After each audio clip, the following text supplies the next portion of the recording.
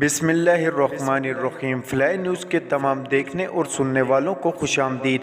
اگر آپ ہمارے چینل پر نئے ہیں تو سب سے پہلے چینل کو سبسکرائب کر دیں اور بیل آئیکن کو پریس کر دیں اور ہماری ویڈیو کو پورا دیکھیں تاکہ دنیا کی معلومات سے آپ باخبر رہ سکیں۔ آئے بڑھتے ہیں خبروں کی جانب۔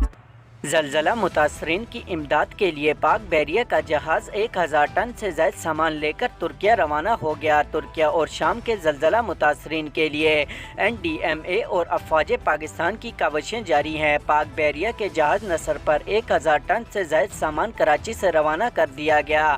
امدادی جہاز کی روانگی کے موقع پر ترک قونصل جنرل جمال سنگھو اور پاک بحریہ کی اعلیٰ قیادت بھی موجود تھی۔ امدادی سامان میں ہزاروں خیمے، کمبل، خشک راشن اور ادویات، ملبوسات اور جنریٹر شامل ہیں۔ پاک بحریہ کی امدادی کھیپ کا جہاز 14 دن کے بحری سفر کے بعد مقررہ منزل پر پہنچے گا۔ وزیر دفاع خواجہ آصف کا کہنا ہے کہ سپریم کورٹ اگر الیکشن کا اعلان کرتی ہے تو ہمیں سیکورٹی اور پیسوں کے لوازمات پورے کرنے ہوں گے۔ فلائی نیوز سے گفتگو کرتے ہوئے خواجہ آصف نے کہا کہ لیول پلینگ کا یہ حصہ ہے کہ عمران خان عدالتوں پر حملہ کرتے ہیں۔ تمام فریقین کی جانب سے لاقانونیت کی کھلی چھٹی صرف عمران خان کو ملی ہوئی ہے۔ انہوں نے کہا کہ قانون نے اگر اجازت دی تو عمران خان کو ضرور گرفتار کریں گے مگر حد پار نہیں کریں گے۔ خواجہ آصف کا کہنا تھا کہ نواز شریف ضرور واپس آئیں گے۔ مریم کے ہونے کا سیاسی فائدہ ہے مگر نواز شریف کے نہ ہونے کا سیاسی نقصان ہے۔ وفاقی حکومت نے پیٹرول کی قیمت میں کمی کر دی۔ وزیر خزانہ اسحاق ڈار نے پیٹرولیم مصنوعات کی قیمتوں کا اعلان کیا۔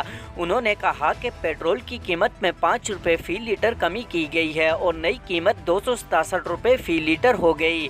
ان کا کہنا تھا کہ ڈیزل کی قیمتیں برقرار رہیں گی۔ اس کے علاوہ مٹی کے تیل کی قیمت میں فی لیٹر 15 روپے کمی کی جا رہی ہے اور مٹی کے تیل کی نئی قیمت 187 روپے 73 پیسے فی لیٹر مقرر کی گئی ہے۔ وزیر خزانہ نے لائٹ ڈیزل آئل کی قیمت میں 12 روپے فی لیٹر کمی کا اعلان کیا اور لائٹ ڈیزل آئل کی نئی قیمت 184 روپے 68 پیسے فی لیٹر ہو گئی۔ پیٹرولیم مصنوعات کی نئی قیمتوں کا اعلان 1 مارچ سے ہوگا۔ سابق گورنر پنجاب مخدوم احمد محمود نے ملک کو بحران سے نکالنے کی انوکھی تجویز پیش کر دی۔